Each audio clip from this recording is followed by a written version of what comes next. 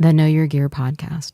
Independent brands are the hardest things to make videos for at this point. The channel has grown to, so, Celebration, we hit 430,000 subscribers. And the second channel, Mcknight 2, is at over 20,000 subscribers, which is crazy. Thank you guys for supporting the second channel, which has all the pod clips and bonus materials and stuff like that. But the channel gets to a certain size, and I get it. There is a little bit of like, hey, I can really make your day, as a company. I mean, look, I tell you guys all the time, I disclose if there's an affiliate motivation behind what I do. Most of my affiliates, this is all part of we'll end on this whole story because this is probably the best enlightening thing for you to understand as people consume YouTube. GearTube, I should say, Gear YouTube. The majority of my affiliate work, in other words, affiliate means if you click a link and you buy something, I get a piece of that, it's dominated between three entities. They really make up the big three, which is Sweetwater, Guitar Center, and StewMac, okay? And they all pay me if you just buy from them. You don't have to buy any of the things I'm talking about. In fact, there's no benefit to me if you do or do not buy the thing I'm talking about. As long as you buy from them, and not even that day, as long as you buy from them in the next week or two, I should receive some kind of, of affiliate click. In other words, some kind of pay. Now keep in mind, if you click another YouTuber's link, then my link cookies are gone. And there's all kinds of thousands of ways you can lose the cookies, right? And there's all kinds of stuff. I don't have a moral issue with that. There's no moral dilemma for me because I have, without a doubt, okay, this is honest to God truth, okay, I've spent more at StewMac, at Guitar Center, and Sweetwater in the last 12 months. Because, I could go back years if you want to know. In the last 12 months, I've spent more at their businesses with my own personal money than they paid me in affiliate dollars. And I know some of you are like, well, yeah, you're going to spend your affiliate dollars. Yeah, but what I'm saying is I actually shop at those three places, obviously, because I'm spending more than they actually can kick me back. And I'm very specific. I buy most of my new gear from Sweetwater, buy almost all my used gear from Guitar Center. I was at Guitar Center. So you guys, if you were in Guitar Center in Mesa, Arizona yesterday, I was in there yesterday. I bought a set of Seymour Duncan pickups and I bought them and it said pick up at the store and I went and picked up at the store. And same thing, I shop at StewMac. So those are the three main affiliate links. A lot of companies offer affiliate links, and sometimes I'll make exceptions and we do those. And it is like a direct thing where if you buy from their website. The reason I tell you that is, other than those minority things that I do that way, there's not the majority of the time, it's the minority of the time. And I do tell you guys about that.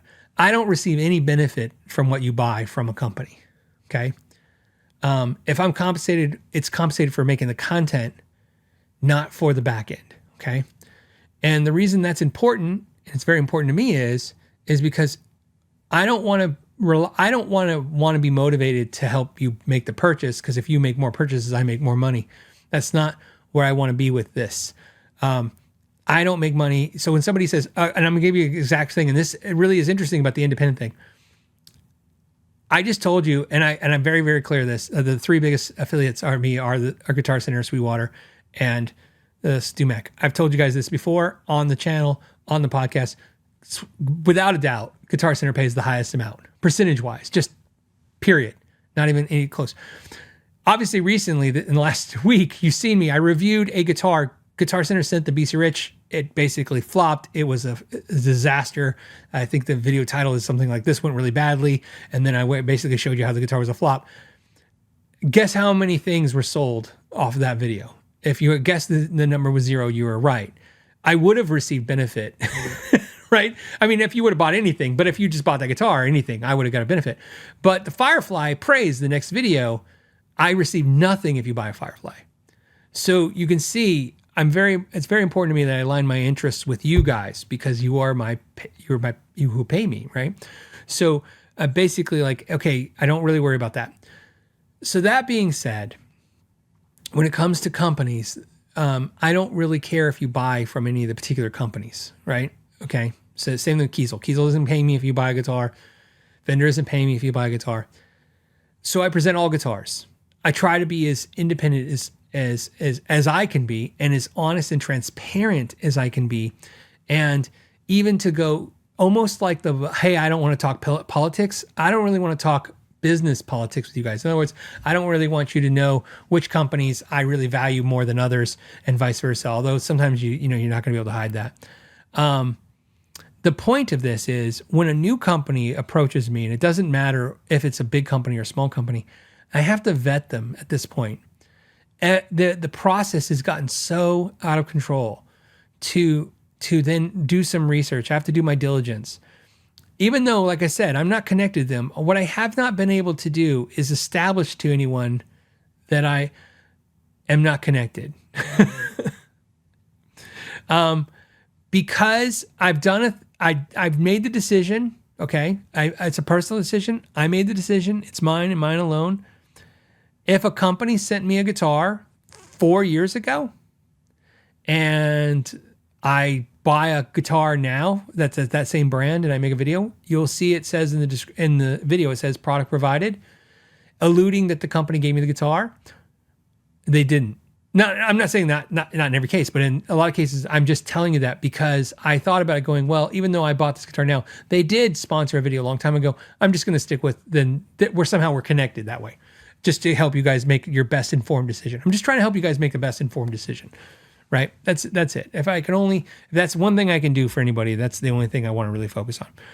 So independent companies, indie companies, they're the hardest to deal with because they come at you, that at this level, I can really. So the reason I tell you that is, I did a video, the Firefly video. Was it a week ago? They sold out of guitars in like the first 2 hours of the video. To give you a reference, Firefly sold out of guitars. I didn't even hit 9,000 views. That video eventually hit 90,000 views. So 81,000 views on that video. There was no guitars to sell you, right?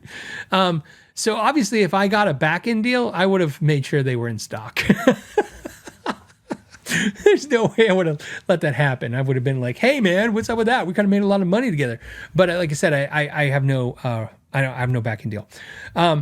So anytime a company reaches out, and I tell you this because you're asking the question, but also because I know companies reach out to us and they just don't seem to understand the channel, and I don't know how to communicate it better. So I keep trying. If you're a new brand and you want to be on this channel, you need to understand that it's going to cost me a lot of time and money to vet you out. I am not going to take somebody on face value. So I get every story. I could be I'll be harsh. Screw it. You know how many people daily are like, Phil, my brand is amazing and everyone loves me and we sell 30,000 blah, blah, blahs a month and you need to have us on the channel. Everybody is a hype machine for their product. And then the reality is I've been burned too many times. I'm too tenured now at this point. I've done a product review and they didn't have any product for you guys. They didn't have any back-end support. I talked about it earlier about companies, spending money to acquire customers, but not spending money to take care of them customers. I'm sick and tired. Sick and tired is not enough of a word. I feel like you can see my face get red already. I'm just pissed off and want to say F words now. I'm sick and tired of, I do a video for a company and yeah, they had enough to, they had enough foresight to know to spend to put their product out in front of people, but they didn't spend any money to take care of the customer. Like, I don't want to hear that. I don't want to hear like, hey, I bought one of these and they don't respond to my emails or they don't call me back. It's very, very frustrating. I forward all those to you guys. I tell you guys all the time, if you send me, and this is a horrible thing because it's a welcome wagon to more problems, but you guys will send me emails every weekend. You'll go, hey, Phil, I bought a blah, blah, blah for so-and-so, and they don't send me back anything. And I forward what you say to them. And sometimes that maybe sparks them to contact you back because I've seen it. And they're like, oh, they don't want to piss off Phil. Or maybe if they even care about that. But my point is, yeah, it's very hard to vet new companies. I just did the artist guitars and they were like, yeah, we don't even have distribution in the US. I'm like, okay, this is odd. So I looked at the situation, I looked at the guitars, and again, trying to figure out the best thing to do. But also, I like you guys. I want to check out new gear and I want to share new gear with you guys. So I'm just trying to find the balance of it. And I've learned, and for those that will have great suggestions, because a lot of you guys had them in the past too, you're like, hey, what about disclaimers? And those don't work. None of the disclaimers work. If I said, hey, I'm going to do a review of this product, but I'm not connected to this brand anyway, and I'm not endorsing this brand anyway, people don't see it that way. They see it as, and I think it's because, and the biggest confusion has been and will always be, and it's no one's, in my opinion, it's no one's fault, but there is a ton of YouTube channels that are like, I only review stuff I like. I only talk about stuff I like. Not me. I talk about whatever you guys want to talk about. There are brands I absolutely hate. People I might physically punch if I saw them in the room, and I've done videos as recent as the last 12 months and got them 250,000 views and sold a lot of guitars to them because you guys were interested in them. And I'm not going to let my biases come in and affect that because the product to me is a different category. Now that's extreme. You understand? I'm not going to punch anybody in the face, but I'm just trying to give you an idea. Like there are products that I'm not interested in. They're not interesting to me, but they're interesting to you. And that's not so much the most important part. The most important part is I could just say this is my playground and you could watch, and you're only going to see the products that I'm interested in. But if you watch this podcast, you would probably realize that video, that channel that I would have created would have been pretty boring. It'd be like every week, like, hey guys, you like Strats? I love Strats. Here's a Strat through a clean amp. When I play mostly a Strat through a clean amp. That's my thing. So that's where I would spend a lot of time. Or hell, I just play bass. So that is the process. It's a really tough one to do, is to vet companies. What I've been doing more and more is trying to just actually purchase from smaller companies, not purchase from them, but purchase smaller products and put them out there so you guys can see, products from smaller companies without having that. That way, at least, again, distancing myself. Like, hey, I bought this. And, if you buy this, you can't say, hey, look, Phil, this company sent you a product or paid for the video. And now, I'm having a horrible experience. And, so it's tough. It's a tough thing to balance on this platform. But I believe, honestly, it is the most important thing to balance on this platform. Look, I can make fun of companies. I'll make fun of Guitar World for a second. Guitar World, for me, was it was the day I realized that every single guitar review in every single Guitar World magazine was 3 stars as the lowest. People talk about how the fact that they, Guitar World magazine used to give, I'm not trying to, throw shade on them. Is that what they say? Throw shade on Guitar World. But I remember somebody said, hey man, you ever notice all the reviews are good? I go, no, you know what I noticed? You cannot find a Guitar World review on the 1 to 5 stars where anyone ever got less than 3 stars. So screw the bad part. The good part. So what? If they said a product was all 5 stars, okay, that sounds like right. Think of this: when products were horrible, they got all 3 stars. No one got 2 stars. No one got 1 star. Right? And I was like, and I think that's where they lost their credibility. And we know they did because that's where the YouTube system came in place. And the YouTube system it's at the verge of constantly losing its credibility. And in some cases has, and it's very important that we try to keep it as credible as we can. And that's my take on that. So yes. So that's my way of telling you guys, but also telling the companies that reach out to me, because companies reach out to me and they're very cavalier. They think that I'll and they get really upset because they were like, well, you reviewed a Fender guitar last week. I'm like, yeah, that's because I don't have to worry about whether or not Fender's actually going to ship these guitars to customers. I have to take a little time and I have to actually call your customers. I have to research things. So, and then we'll end this whole topic on this point. Do you realize I have a guitar from an independent builder right now? And I have a video made right now, which is really tough for guys like me because that means I've done all the work, the content's made. And so all I have to do is push a button. It's on the internet for you guys. And in the vetting process, I have 2 viewers who are having horrible experiences with them personally, and I can't promote the brand. It has nothing to do with whether I like the brand. The guitars are not, like I said, if I like them or not, it's not really that important to me. The deep dives are the deep dives, right? They pass or fail. But I can't promote a brand that's literally not taking care of its customers. So until we get that figured out. A lot of you guys mentioned T's guitars, so you guys know. I've seen somebody sent to me. I get so much stuff, you guys, and there's just no way we can have it back and forth. Which is Why? I always tell you guys, look, if you can't, I understand. If you don't want to, or you can't do Patreon, which I totally understand, we have free Patreon. Okay. It's not, there is a trial free thing where you can, pay or whatever. You can try Patreon for a few days without paying for it. I'm not talking about that. We have actually free Patreon. That's the best way. If you're trying to get information to me, just this the best way. Cause it really just limits the amount of information that's coming at me. Tease Guitars is something that came up on the Patreon side a couple times. The patrons, when they talk to each other the most is what I noticed. And they were talking about Tease Guitars. Tease Guitars, when the tariffs came, the owner did a discussion about how he was handling the tariffs and stuff. They asked me to watch the video. I watched that video. I watched a couple of videos.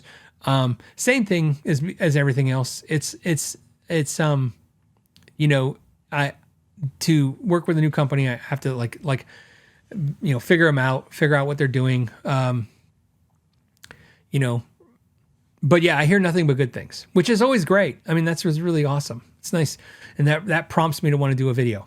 So you know, it's like the great thing about inexpensive guitars is everybody wants to watch videos about inexpensive guitars. It's the most easy. It's the easiest video to create and actually get paid revenue from YouTube. For me, I like to back up and make sure we're not talking about all YouTube channels. I don't want you to think all YouTube channels are making tons of money off these videos. Most YouTubes, I can't speak for all you gear channels, but I can tell you out of the channels that I'm friends with, which you've seen me interact with, I would say 99% of them cannot make a living off of YouTube. And that is not the case with this channel. I make a living off YouTube. And then obviously with the patrons, that helps support the cost of the thing. And then I do sponsorships, but that's also why I do so little sponsorships. But that is a very hard thing to make a living on YouTube. You got to be in the 100 million views club minimum to make any kind of money here. So if you like this clip and you'd like to watch another one, you can click right here. And if you want to see the entire episode of the podcast, you can click right there. As always, thank you for your time and know your gear.